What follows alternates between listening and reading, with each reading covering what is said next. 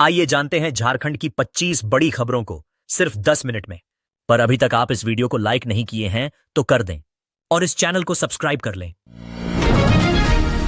Record जीत के बाद आज शपथ लेंगे सोमेश सोरेन। परिवार और समर्थकों के साथ पहुंचेंगे विधानसभा। घाटशिला विधानसभा उपचुनाव में रिकॉर्ड जीत दर्ज करने वाले जेएमएम उम्मीदवार सोमेश चंद्र सोरेन शुक्रवार को विधायक पद की शपथ लेंगे। विधानसभा अध्यक्ष रविंद्रनाथ महतो शपथ दिलाएंगे। कार्यक्रम में मुख्यमंत्री हेमंत सोरेन, कैबिनेट मंत्री और कई विधायक मौजूद रहेंगे। सोमेश सोरेन अपनी मां सूरजमुनि सोरेन और बड़ी संख्या में कार्यकर्ताओं के साथ रांची पहुंच रहे हैं। यह उपचुनाव पूर्व मंत्री रामदास सोरेन के निधन के बाद हुआ था। 11 नवंबर को हुए चुनाव में सोमेश सोरेन ने पूर्व मुख्यमंत्री चंपाई सोरेन के बेटे बाबूलाल सोरेन को 38,000 से अधिक वोटों से हराकर ऐतिहासिक जीत हासिल की। 2024 की तुलना में इस बार जेएमएम और जेएलकेएम उम्मीदवारों के वोट बढ़े, जबकि बीजेपी प्रत्याशी बाबूलाल सोरेन के वोटों में गिरावट दर्ज हुई। घाटशिला के नए विधायक सोमेश चंद्र सोरेन ने ली शपथ। जीत का श्रेय महागठबंधन को दिया। घाटशिला उपचुनाव में विजयी जेएमएम प्रत्याशी सोमेश चंद्र सोरेन ने सोमवार को विधानसभा सदस्यता की शपथ ली। विधानसभा अध्यक्ष रविंद्रनाथ महतो ने अपने कार्यालय में उन्हें पद एवं गोपनीयता की शपथ दिलाई। इस दौरान जेएमएम नेता स्टीफन मरांडी समेत बड़ी संख्या में समर्थक मौजूद रहे। स्पीकर ने कहा कि घाटशिला उपचुनाव कठिन था, लेकिन जनता ने विश्वास जताया और सोमेश चंद्र सोरेन को मजबूत समर्थन दिया। शपथ ग्रहण के बाद सोमेश चंद्र सोरेन ने जीत का श्रेय मुख्यमंत्री हेमंत सोरेन, कल्पना सोरेन, मंत्रियों और महागठबंधन नेताओं को दिया। उन्होंने अपने दिवंगत पिता रामदास सोरेन को याद करते हुए कहा कि जनता के सहयोग से वे उनके सपनों को पूरा करने का प्रयास करेंगे। गौरतलब है कि 11 नवंबर को हुए उपचुनाव में उन्होंने बीजेपी उम्मीदवार बाबूलाल सोरेन को बड़े अंतर से हराया था। राजभवन से निकली सरदार 150 पदयात्रा। राज्यपाल ने दिया स्वदेशी व एकता का संदेश। देश के प्रथम उप प्रधानमंत्री और लौह पुरुष सरदार वल्लभ भाई पटेल की 150वीं जयंती पर रांची राजभवन से ओटीसी ग्राउंड तक सरदार 150 पदयात्रा आयोजित की गई।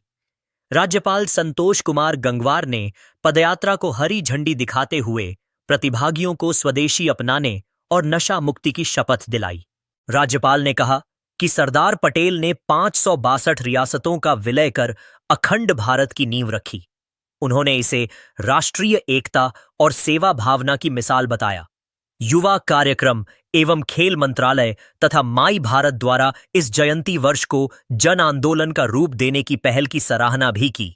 कार्यक्रम में NSS, NCC, scouts and guides और विभिन्न शिक्षण संस्थानों के हजारों युवाओं ने हिस्सा लिया।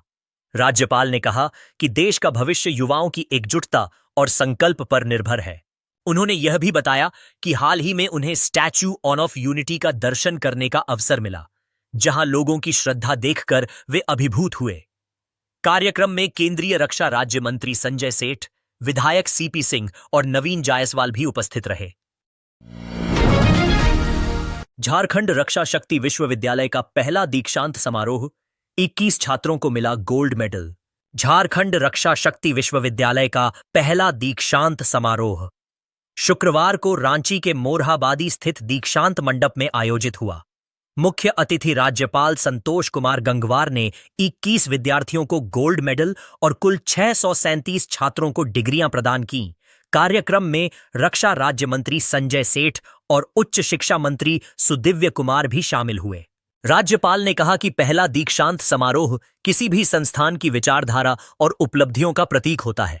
उन्होंने छात्रों को आधुनिक तकनीक, साइबर सुरक्षा, फॉरेंसिक और आपदा प्रबंधन जैसे क्षेत्रों में दक्ष बनने की सलाह दी। साथ ही कहा कि झारखंड की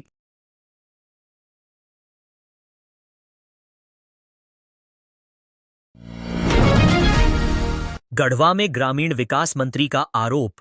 वोट चोरी से बनी बिहार में एनडीए सरकार। गढ़वा दौरे पर पहुंची झारखंड की ग्रामीण विकास मंत्री दीपिका पांडेय सिंह ने बिहार विधानसभा चुनाव परिणाम पर बड़ा बयान दिया। उन्होंने कहा कि एनडीए की जीत वोट की हेराफेरी और सिर प्रक्रिया के गलत उपयोग का नतीजा है। मंत्री ने दावा किया कि चुनाव से ठीक पहले SIR लागू कर 65 लाख मतदाताओं के नाम सूची से हटाए गए, जिससे महागठबंधन को भारी नुकसान हुआ। दीपिका पांडेय सिंह ने कहा कि सिर्फ चुनाव आयोग की प्रक्रिया है, पर इसे पारदर्शी तरीके से लागू किया जाना चाहिए। उन्होंने आरोप लगाया कि केंद्र के दबाव में चुनाव आयोग ने गलत तरीके से काम किया।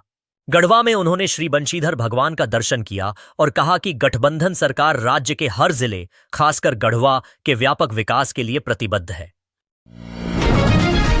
झारखंड में बदले जाएंगे टेंडर नियम, 10% तक ही कम बोली की अनुमति, वित्त मंत्री ने पलामू में की घोषणा। सेवा अधिकार सप्ताह के शुभारंभ पर पलामू के लेस्लीगंज में वित्त मंत्री राधाकृष्ण किशोर ने घोषणा की कि झारखंड में टेंडर नियमों में जल्द बदलाव किया जाएगा। अब न्यूनतम बोली केवल 10% तक ही कम जा सकेगी।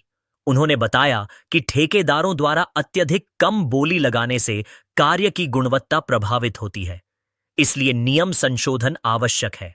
वित्त मंत्री ने केंद्र सरकार पर जल नल योजना के लिए अनुदान राशि रोकने का आरोप लगाया। उनका कहना है कि 12,600 करोड़ के बजट में राज्य सरकार 6,300 करोड़ दे चुकी है, जबकि केंद्र ने अपनी हिस्सेदारी नहीं दी। उन्होंने अधिकारियों से संवेदनशीलता के साथ काम करने और कार्यक्रमों के परिणाम सुनिश्चित करने का निर्देश दिया। स्थानीय विधायक शशिभूषण मेहता ने क्षेत्र में अधिकारियों की कमी, धान खरीद में देरी और लंबित जांचों पर सवाल उठाए। इससे पहले शहीद नीलांबर पीतांबर की शहादत स्थल से सेवा अधिकार सप्ताह की शुरुआत की गई। यह कार्यक्रम आपकी योजना, आपकी सरकार, आपके द्वार अभियान का नया रूप है। कार्यक्रम में DC समीरा S सहित कई अधिकारी मौजूद रहे। शिबू सोरेन को झारखंड आंदोलनकारी मान्यता का इंतजार, गजट नोटिफिकेशन अब तक लंबित।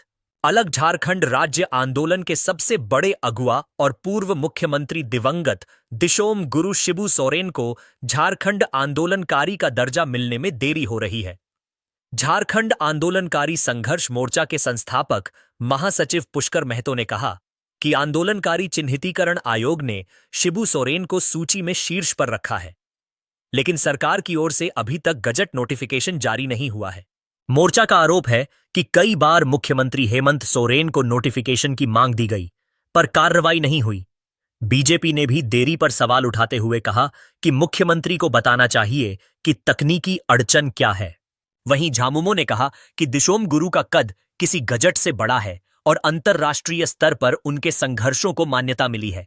हालांकि नोटिफिकेशन की प्रक्रिया की जानकारी पार्टी प्रवक्ता ने नहीं दी। आपकी सरकार आपके द्वार अब बना सेवा अधिकार सप्ताह पलामू से होगी शुरुआत। झारखंड सरकार ने आपकी योजना, आपकी सरकार, आपके द्वार अभियान का नाम बदलकर सेवा अधिकार सप्ताह कर दिया है। यह कार्यक्रम 21 से 28 नवंबर तक चलेगा और झारखंड राज्य सेवा गारंटी अधिनियम 2011 के तहत ही संचालित होगा। अभियान की शुरुआत पलामू के लेस्लीगंज से होनी थी, जहां सीएम हेमंत सोरेन कार्यक्रम का शुभारंभ करने वाले थे, लेकिन उनका कार्यक्रम स्थगित होने के बाद अब इसकी शुरुआत वित्त मंत्री राधाकृष्ण किशोर करेंगे। मुख्य सचिव अविनाश कुमार ने सभी विभागों और जिलों को नाम बदलाव की आधिकारिक सूचना भेज दी है। पलामू प्रशासन ने कार्यक्रम को लेकर सभी तैयारियां पूरी कर ली हैं।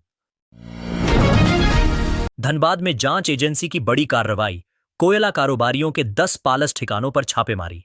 धनबाद में तड़के जांच एजेंसी ने कोयला कारोबारियों के कई ठिकानों पर एक साथ छापेमारी की। सराय ढेला के देव विला, कुसुम विहार और झरिया निरसा इलाके में 10 से अधिक